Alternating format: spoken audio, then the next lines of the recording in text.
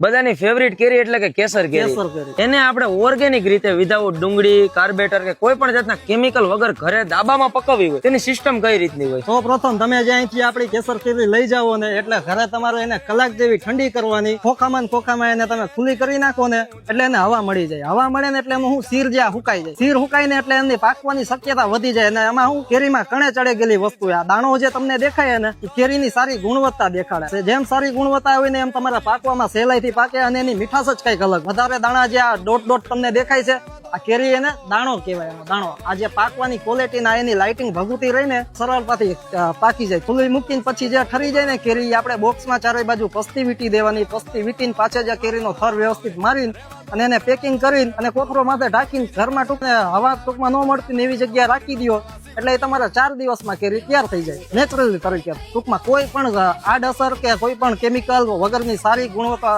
કેસર કેરી તમારે તૈયાર થઈ જાય ઘરે.